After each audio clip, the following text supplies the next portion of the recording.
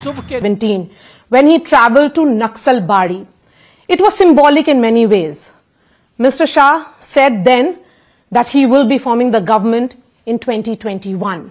Today he's fairly confident and he has had a long day on campaign trail, and before he begins his next round of organizational meetings, he has agreed to speak to us. Amit Shah ji, thank you so much for your time. 2017 में नक्सल बाड़ी में शुरुआत की आपने, वहां का सफर और आज आप कहां पे पहुंचे हैं?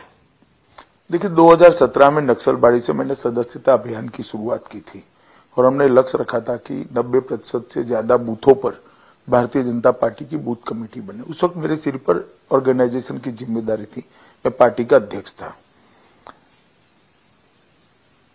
और आज मुझे बहुत आनंद हो रहा है कि मेरी पार्टी यहाँ पर एक मजबूत पार्टी बनकर खड़ी है। मोदी जी के नेतृत्व में पूरा बंगाल आज परिवर्तन करने के लिए आमादा है और परिवर्तन करेगा भी। और 17 से 21 का ये जो सफर है, जिसमें बीच में 19 का भी एक पड़ाव आता है और अब 21 का पड़ाव, मुझे लगता है कि हमारे कार्यकर्ताओं ने परिश्रम की पराकाष्ठा की है। मोदी जी की लोकप्रियता बंगाल में कभी मैंने कोई लीडर की जितनी लोकप्रियता न हो इतनी लोकप्रियता देखी है। और बंगाल की जनता को जिस प्रकार से सप्रेस किया गया, इनके साथ जिस तरह से अन्याय किया गया, और बंगाल के एक बहुत बड़े तबके के मन में एक फीलिंग खड़ी हो गई कि हम सेकंड ग्रेड सिटीजन है इस राज्य के अंदर। उनको ये सभी चीजों का जवाब भारतीय जनता पार्टी जो मोदी जी के नेतृत्व में चल रही है उसमें दिखता है। तो मुझे पूरा विश्वास है कि 200 सीटों के साथ यहां पर भारतीय जनता पार्टी अगली सरकार बनाने जा रही है। 2017 में आपने शुरुआत की, आज आप कॉन्फिडेंट हैं कि आपकी सरकार बन रही है। किस वक्त आपको एहसास हुआ कि ममता बनर्जी को हराया जा सकता है?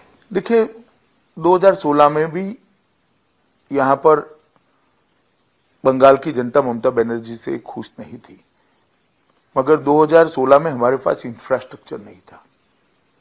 पार्टी तभी अपनी आइडियोलॉजी, तभी अपने विचार और तभी अपना दावा आगे कर सकती है जब इसके पास एक बेसिक इंफ्रास्ट्रक्चर हो, पैन बंगाल इंफ्रास्ट्रक्चर जिसको बोलते हैं। 19 में हम सफल हुए, 21 का लक्ष्य रखा था, 18 सीट जीते, 2-3 सीटें 10,000 से कम मार्जिन में हार गए। इसका कारण था हमारा इंफ्रास्ट्रक्चर बन चुका था और मोदी जी की लोकप्रियता थी। मोदी जी की लोकप्रियता को हमारे कार्यकर्ताओं ने एनकैश किया। मगर उस वक्त भी बंगाल की जनता के मन में एक शंका थी कि बीजेपी जीत पाएगी क्या। जिस वक्त हमारी 18 सीटें आई, वो शंका निर्मूल हो गई और धीरे धीरे धीरे धीरे बंगाल की जनता बीजेपी के साथ जुड़ना शुरू हुई।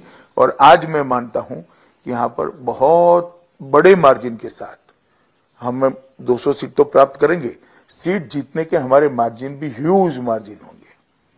आपने कहा है कि बंगाल की जीत 2017 उत्तर प्रदेश से बड़ी जीत होगी। 2017 यूपी में आपने कास्ट कोएलिशन बनाया, एक सोशल कोएलिशन बनाया था। यहां पर आज सबऑल्टर्न शिफ्ट दिख रहा है बंगाल में, जिसमें मटुआ समाज के लोग, राजवंशी, संथालीज, कुर्मीज, गोरखा सब एस्पिरेशन की बात कर रहे हैं। तो क्या ये चुनाव एस्पिरेशन का है? निश्चित रूप से सभी को लगता है कि हमारे साथ जो अन्याय हुआ है, अन्याय से मुक्ति हमें भाजपा ही दिला सकती। सबके मन में आशा है। माने किसानों को लगता है कि भाई मुझे हर साल 6,000 रुपया मिलना चाहिए। नरेंद्र मोदी जी देश भर के किसानों को भेज रहे हैं, मुझे क्यों नहीं मिल रहा है? कौन रोक कर बैठा है? तो उसको लगता है कि ममता दीदी रोक कर बैठी। हर गरीब को है कि भाई मेरे परिवार में कोई अगर अस्पताल में जाना पड़ता है तो मोदी जी 5 लाख तक का सारा खर्चा उठा रहे, बंगाल के गरीब को क्यों नहीं मिल रहा है? कौन रोक रहा है? तो उसका जवाब उसको लगता है दीदी रोक रही है। तो ये सारे लोगों की जो एक आशा है वो नरेंद्र मोदी और भारतीय जनता पार्टी के साथ बंधी हुई है। और मैं मानता हूं कि बंगाल की जनताओं की आशा की पूर्ति की जिम्मेदारी भी भारतीय जनता पार्टी की है। हमें यहां अच्छा परफॉर्म भी करना पड़ेगा और हम करेंगे भी, मुझे विश्वास है। परंतु यहां पर एक बहुत बड़ा तबका ऐसा भी है जो तुष्टीकरण से भी नाराज है कि भाई मुझे दुर्गा विसर्जन करना है तो हाईकोर्ट में क्यों जाना पड़े, मेरी स्कूल में सरस्वती पूजा क्यों न हो। मैं क्यों बंगाली मीडियम में नहीं पढ़ सकता? ये सारे सवाल इनके मन में है और उनको लगता है कहीं ना कहीं हमें इग्नोर किया जा रहा है वोट बैंक की पॉलिटिक्स के कारण। और वो सारे लोग वोट बैंक की पॉलिटिक्स से त्राही है। सारे लोग चुनावी और राजनीतिक हिंसा से भी परेशान है, सारे लोग घुसपैठ से परेशान है और बहुत बड़ा तबका जो सीएए से नागरिकता प्राप्त करने वाला है उसको भी लगता है कि हमारी नागरिकता के आड़े रोड़ा कौन है। तो उसमें भी जवाब स्पष्ट रूप से आता है कि तुष्टीकरण के कारण बंगाल सरकार और बंगाल की मुख्यमंत्री हमारी नागरिकता का विरोध कर रही है। तो सारी चीजों को कुल मिलाकर एक आशाबंदी है। तो इस दृष्टि से आपकी बात सही है कि अन्याय के खिलाफ उनको रक्षा कौन दे सकता है, अन्याय से कौन बचा सकता है, ये आशा नरेंद्र मोदी जी और भारतीय जनता पार्टी से बनी है। यूपी के जीत के बाद आपने पहला नेशनल एग्जीक्यूटिव भुवनेश्वर में किया था। आपने बोला था लुक ईस्ट होगा, भाजपा अब ईस्ट की तरफ देखेगी, जिसमें आपने बंगाल और उड़ीसा की तरफ देखना शुरू किया। उसी वक्त मिशन बंगाल तैयार हो चुका था।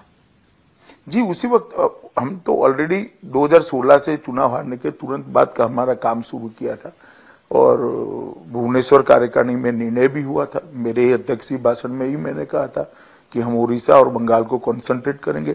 उड़ीसा में 21 में से 9 सीट हम जीते हैं, यहाँ पर 42 में से 18 सीट जीते हैं। तो मैं मानता हूं कि हमारे लोगों ने अच्छा परफॉर्म किया है। अमित शाह जी, बंगाल में भद्र लोग जो हैं, जो इंटेलिजेंशिया है, वो नैरेटिव सेट करता है और उनका भाजपा की तरफ ये बोला जाता है ये पोलराइजेशन और डिवीजन की पॉलिटिक्स पे बिलीव करते हैं। देखिए, ये प्रचार है एक प्रकार का। लोकतंत्र के अंदर हर व्यक्ति अपने विचार व्यक्त करता है, हर पार्टी अपने विचार व्यक्त करती है, अल्टीमेटली जनता तय करती है कि किसके साथ जाना है। मैं मानता हूं इस बार इस प्रचार का भी पर्दाफाश हो जाएगा। भारतीय जनता पार्टी की 17 राज्यों में सरकार है, कहीं पर दंगे नहीं हुए, कहीं पर पोलराइजेशन नहीं हुआ, कुछ नहीं हुआ। सम विकास के साथ सबके विकास के साथ हम आगे बढ़ रहे हैं। नरेंद्र मोदी जी ने लगभग पूरे देश को ये घर में बिजली दे दी, कहीं हिंदू मुस्लिम नहीं हुआ। नरेंद्र मोदी जी ने हर व्यक्ति को, गरीब को प्रधानमंत्री आयुष्मान भारत का कार्ड दे दिया, कहीं हिंदू मुस्लिम नहीं हुआ। हर किसान को 6,000 रुपया भेजा, तो मुस्लिम किसान को भी मिला है। ये प्रचार कोई कितनी भी त्वरा से करे, कितनी भी जोर से करे, मगर जो ग्राउंड रियलिटी है वो ये नहीं है, इसलिए इसको तुल नहीं मिलेगा। आपने पॉलिटिक्स ऑफ परफॉर्मेंस की बात की थी जब मैंने आपका इंटरव्यू किया था कुछ साल पहले। ममता बनर्जी अपना रिपोर्ट कार्ड दिखाती हैं और बोलती हैं कि उन्होंने कन्याश्री, स्वास्थ्य श्री और बहुत सारी स्कीम्स लाई हैं। तृणमूल कांग्रेस का यह कहना है कि जो विमेन वोट बैंक है वो इससे बेनिफिट हुआ है और वो अब साइलेंट वोटर है उनके फेवर में। मुझे लगता है भारतीय जनता पार्टी के जीतने का बहुत बड़ा कारण कोई होगा तो बंगाल की महिला मतदाता है। जब जब हिंसा होती है, सबसे पहला सहन करने वाला जो वर्ग होता है वो समाज की महिलाएं होती हैं। जब जब गरीबी बढ़ती है, सबसे ज्यादा समाज की महिलाओं को सहन करना पड़ता है और जब जब अव्यवस्था होती है तब भी समाज की महिलाओं को सहन करना पड़ता है। 33% बंगाल में फ्लोराइड वाला पानी पिया जाता है, 33% बंगाल में, जबकि गंगा जमुना का पूरा पानी यहां पर आता है। 60 फुट नीचे पानी है। गांव में नल से पानी देने की व्यवस्था नहीं हुई इतने सालों से। क्या बात कर रही है महिलाओं की? टॉयलेट मोदी जी ने भेजा है, उनको घर की छत मोदी जी ने भेजी है और शुद्ध पीने का पानी भी अब मोदी जी भेज रहे हैं। महिलाओं की बातें करने से कुछ नहीं होता। गैस का सिलेंडर भी महिलाओं को मोदी जी ने भेजा है और ये महिलाएं जानती है अच्छे तरीके से कि आज धुआं नहीं है मेरी झोंपड़ी में तो उसका कारण नरेंद्र मोदी है। आज मेरे घर में उजाला है तो उसका कारण नरेंद्र मोदी है। आज मेरे घर में टॉयलेट है, मुझे शर्म से बाहर खुले में शौच क्रिया के लिए नहीं जाना पड़ता है तो उसका कारण इस शर्म से मुझे नरेंद्र मोदी ने बचाया है। और उसको ये भी मालूम है कि कल यहाँ भाजपा की सरकार होगी तो मेरे परिवार की स्वास्थ्य की भी चिंता होगी। तो महिला मुख्यमंत्री? महिला मुख्यमंत्री ने महिलाओं की चिंता करी होती तो शायद ये दिन ना आता। वही महिला मुख्यमंत्री बोल रही हैं कि वो बहारियों से घिरी हुई हैं। चलिए, ये मुझे लगता है कोई एनजीओ ने उनको पकड़ा दिया है। एक बात मुझे बताइए मारिया जी, कि दीदी की ये बात को हम मान ले तो सुभाष बाबू गुजरात के लिए बाहरी है क्या? रविंद्रनाथ टैगोर मध्य प्रदेश और बिहार के लिए बाहरी है क्या? श्री अरविंदो पांडिचेरी के लिए बाहरी है क्या?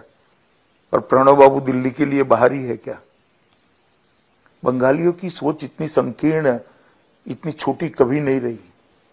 बंगाली विश्व का सोचने वाला नागरिक है और पूरे बंगाल को मालूम है कि मैं या नरेंद्र मोदी जी या हमारे कोई भी नेता यहाँ जो प्रचार करने आते, बंगाल की जनता से बात करने आते, वो यहाँ मुख्यमंत्री नहीं बन सकते, ना बनना चाहते हैं। बंगाल का व्यक्ति ही यहाँ चुनाव लड़ सकता है और वो ही मुख्यमंत्री बन सकता है। अब दीदी को ये बात पकड़ा दी है। यूपी में भी हमने कहते थे यूपी के 2 लड़के और ये बाहरी। अल्टीमेटली इस तरह के चौंचले लंबे नहीं चलते हैं। मगर कुछ लोग जो होते हैं, मैं आपको एक पैटर्न बताता हूं। आज मेरा रोड शो देखा होगा, 2 रोड शो देखा, दोनों रोड शो में 3-3 एम्बुलेंस आई। मेरे 32 रोड शो में 3-3 एम्बुलेंस आई है। हर चुनाव के अगले दिन एक गलत लेटर भी प्रचारित हो जाता है। आरएसएस का कोई कार्यकर्ता मोदी जी को चिट्ठी लिखेगा या मुझे लिखेगा या नरेंद्र नड्डा जी को लिखेगा कि बहुत खराब स्थिति है, हम हार रहे हैं, वगैरह वगैरह। फर्जी लेटर होता है। मगर इस तरह से पॉलिटिक्स नहीं चलती है। ये क्लासरूम की FISY-TY की पॉलिटिक्स है जो किसी ने ममता दीदी को पकड़ा दी है। अमित शाह जी, आपने अपने भाषण में बार बार ये दोहराया कि ममता बनर्जी नंदीग्राम से हार रही हैं। क्या सिंगल मोस्ट इंपॉर्टेंट फैक्टर होगा? एंटी इनकम्बेंसी, कट मनी या politics of polarization? Politics of polarization. तुष्टीकरण से बंगाल की जनता जबरदस्त नाराज है, घुसपैठ से जबरदस्त खफा है और सीए का तुष्टीकरण के कारण आप अप्लाई नहीं करती हो, इससे इसका जो लाभार्थी वर्ग है वो भी बहुत गुस्से में है। ये तीनों चीजें एक मुश्त होकर एक फीलिंग बनती है कि we are second grade citizen in Bengal. और मुझे लगता है कि पूरे बंगाल में ये है कि भाई हमारी क्या प्रायोरिटी नहीं है? हमारा संविधान तो ये नहीं कहता है। और हर जगह आप जाकर देखिए, ना रोड के ठिकाने हैं, ना लाइट है, ना घरों में पीने का पानी पहुंचा है, ना शिक्षा की व्यवस्था पूरी चरमराई हुई है, हेल्थ का पूरा खाका बिखर गया है। विकास की दृष्टि से भी कुछ नहीं हुआ है। और ममता जी को जो मैंडेट मिला था, ये 3 दशक के कम्युनिस्टों के विफल शासन के अगेंस्ट मैंडेट मिला था कि आप इसको सुधारिए। बंगाल बहुत बड़ा स्टेट है, बहुत डाइवर्स है। जो इश्यूज नॉर्थ बंगाल के हैं वो झारग्राम में अलग हैं। जैसे आप जंगल महल के ट्राइबल्स का इशू डिफरेंट है, एस्पिरेशंस ऑफ गोरखास डिफरेंट है।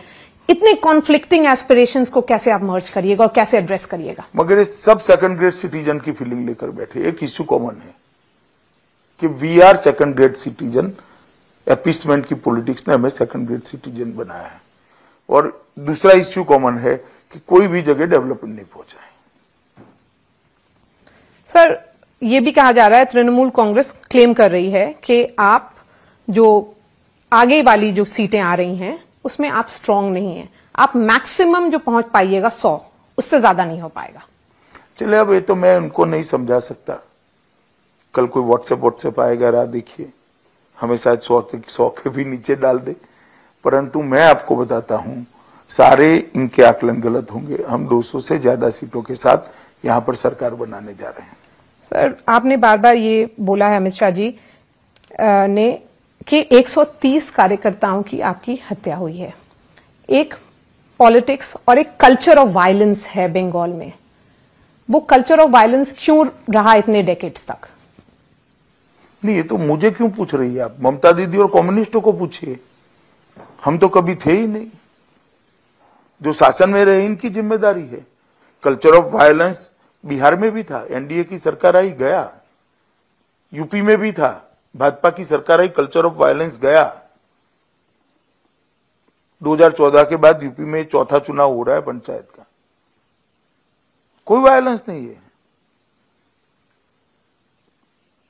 ये सवाल तो आपको ममता दीदी को, कांग्रेस को और कम्युनिस्टों को पूछना चाहिए कि कल्चर ऑफ वायलेंस क्यों आपने डेवलप करा, क्या हाइड करना था, वायलेंस की आड़ में क्या छुपाना था। ममता बनर्जी ये बोलती हैं कि होम मिनिस्टर अमित शाह ने बंगाल में एक पर्सनल उनका बैटल है, तो शायद पूरे जो पैरामिलिट्री फोर्सेस हैं वो आपके इन्फ्लुएंस में काम कर रही हैं। देखिए, इनको इतनी बेसिक चीज भी मालूम नहीं है। जब चुनाव होता है तो पैरामिलिट्री फोर्सेस होम डिपार्टमेंट के अंतर्गत काम नहीं करते, चुनाव आयोग के अंतर्गत काम करते हैं। और मुझे तो कई बार तरस आता है कि इतनी बेसिक चीज भी उनको मालूम नहीं। कोई पैरामिलिट्री फोर्स का जवान अभी गृह मंत्रालय का ऑर्डर नहीं लेता है। जो पुलिस ऑब्जर्वर रखे हैं, चीफ इलेक्शन ऑफिसर है और इलेक्शन कमीशन है, इनके कमांड एंड कंट्रोल में वो लोग काम कर रहे हैं। ना हम उनकी डिप्लॉयमेंट की डिजाइन तय कर सकते हैं, ना हम उनके काम करने का तरीका तय कर सकते हैं। प्रस्तावित सर्कुलर है जो 2011 में ममता जी के काम में आया था कम्युनिस्टों के सामने, एज इट इज वही सर्कुलर आज ममता जी इसका विरोध कर रही हैं। और 2011 में वो कहती थी पैरामिलिट्री फोर्सेस लगाइए, पैरामिलिट्री फोर्सेस लगाइए।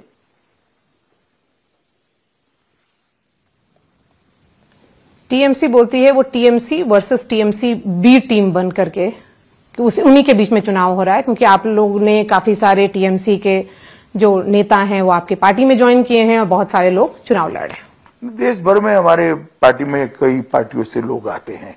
इससे भारतीय जनता पार्टी का न स्ट्रक्चर बदलता है, न कल्चर बदलता है, न वर्किंग स्टाइल बदलती है। भारतीय जनता पार्टी अपने तरीके से चलती है। यूपी में भी आए, असम में भी आए, मणिपुर में भी आए, उत्तराखंड में भी आए, हिमाचल में भी आए, गुजरात में भी आए। इसे भारतीय जनता पार्टी नहीं बदलती है।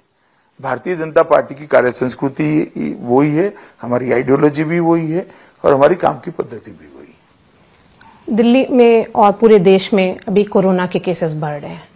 लास्ट टाइम जब बढ़ा था दिल्ली में तो आपने हैंड होल्ड किया था दिल्ली की सरकार को, आप फ्रंट में आकर के आपने पूरा मैनेज किया था। आज जब ओवर 2 लाख केसेस रजिस्टर हो रहे हैं हर दिन, तो क्या लॉकडाउन हो सकता है नेशन वाइड? देखिए, तो सभी मुख्यमंत्रियों से चर्चा कर ही तय करना पड़ेगा। अभी तो हमारी जो मोडालिटी है, गृह मंत्रालय ने जो सर्कुलर कर रहे हैं फरवरी माह से, कंटेनमेंट जोन बनाना, सेमी कंटेनमेंट जोन बनाना या कहीं पर कर्फ्यू डालना, वो निर्णय हमने राज्य की सरकारों पर छोड़े हैं, क्योंकि हर राज्य की परिस्थिति एक समान नहीं है। तो राज्य सरकारें जो उचित समझे वो कदम उठा सकती हैं। सर, ये भी ऑब्जेक्ट किया जा रहा है, आपके पॉलिटिकल ओपोनेंट्स ज्यादा क्वेश्चन उठा रहे हैं, क्या रैलियां जरूरी हैं, पब्लिक मीटिंग जरूरी है? मुझे ये समझ में नहीं आता, आसाम, केरल और तमिलनाडु के चुनाव में प्रश्न क्यों नहीं उठा, सिर्फ बंगाल में क्यों उठ रहा है? मैं चुनाव कराना न कराना ये भारतीय जनता पार्टी तय नहीं कर सकती, सरकार तय नहीं कर सकती, ये चुनाव आयोग को करना है। चुनाव आयोग ने 2 दिन पहले सभी सर्वदलीय बैठक बुलाई, सबसे ज्यादा सजेशन लिए। उन्होंने 1 दिन प्रचार का कर्टेल किया, प्रचार का टाइम कर्टेल किया। अब जो किया उसके तहत हम काम कर रहे हैं। तो ओवरऑल कैंपेन चलेगा जैसे चल रहा है, और कुछ क्या आप अपनी पब्लिक मीटिंग्स कंट्रोल करेंगे? हमने भी नंबर ऑफ पब्लिक मीटिंग काफी कम करी है। आखिरी सवाल आपसे, जय श्री राम जो स्लोगन है हमने काफी सुना आज चुनाव में, आपने बार बार नारे लगाए, तो क्या ये स्लोगन अब स्लोगन ऑफ रेजिस्टेंस बनता जा रहा है? देखिए, मैं मानता हूं जय श्री राम का नारा बंगाल में अन्याय के खिलाफ आवाज बुलंद करने का नारा है। चाहे वो अन्याय गरीब किसान को हुआ हो, चाहे वो अन्याय अम्फान के पीड़ितों को हुआ हो, बुलबुल के पीड़ितों को हुआ हो, या कोई मछुआरे को हुआ हो, या सीए रोकने के कारण किसी को नागरिकता न मिली उसको हुआ है, या घुसपैठियों के कारण किसी की रोजगारी छीनी उसको हुआ हो, ये सारी चीजों का एक प्रतीकात्मक नारा बना है जय श्री राम। इसको आप रिलीजियस नारा मत समझिए। किसी को दुर्गा पूजा नहीं हो रही है इससे हर्ट हुआ है, किसी को सरस्वती पूजा स्कूल में बंद कराने के सर्कुलर हुए इससे हर्ट हुआ है। ये सारे लोगों ने एक नारा बनाया है जय श्री राम, और ये जनता ने बनाया है, भारतीय जनता पार्टी का नारा नहीं है। तो 2 मई को अमित शाह के लिए वो पर्सनल अचीवमेंट होगा, क्योंकि जो आपने शुरुआत किया आपने पार्टी प्रेसिडेंट से, और आप अचीव करेंगे। पर्सनल कुछ नहीं होता है। मैं भारतीय जनता पार्टी का एक कार्यकर्ता हूं। भारतीय जनता पार्टी का काम है कि अपनी आइडियोलॉजी को लेकर देश की इंच इंच जमीन पर जाना, और मेरा भी दायित्व है कि भारतीय जनता पार्टी की आइडियोलॉजी को, भारतीय जनता पार्टी के विचार को, भारतीय जनता पार्टी के एजेंडा को मोदी जी के नेतृत्व में देश की इंच इंच जमीन पर पहुंचाना। इसमें पर्सनल कुछ नहीं होता। ये भारतीय जनता पार्टी का विजय होगा, हजारों कार्यकर्ताओं का, लाखों करोड़ों कार्यकर्ताओं का विजय होगा, 130 कार्यकर्ता के बलिदान का विजय होगा, और सबसे बड़ी बात, मोदी जी ने पॉलिटिक्स ऑफ परफॉर्मेंस की जो परंपरा देश में चालू करी है, इसका विजय होगा। Amit Shah ji, always a pleasure to speak to you sir. Thank you so much for your time. धन्यवाद मालिया जी।